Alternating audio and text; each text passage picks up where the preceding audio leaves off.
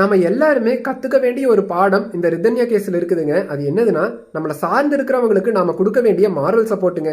ஒருத்தருக்கு moral support மட்டும் கிடைச்சதுன்னா அவங்க எப்படிப்பட்ட ஒரு சூழ்நிலையுமே ஃபேஸ் பண்ணிடுவாங்க. ஃபினான்ஷியல் சப்போர்ட் அப்படிங்கிறது ரெண்டாவது தாங்க.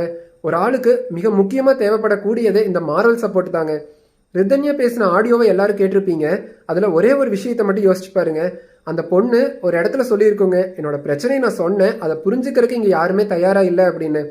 ஒருத்தர் வந்து ஒரு பிரச்சனையை சொல்லும்போது அந்த பிரச்சனையை புரிஞ்சுக்கிட்டு அவங்களுக்கு சப்போர்ட்டா நாம நின்னோம்னா எப்படிப்பட்ட சூழ்நிலையுமே அவங்க வந்து ஃபேஸ் பண்ணுவாங்க.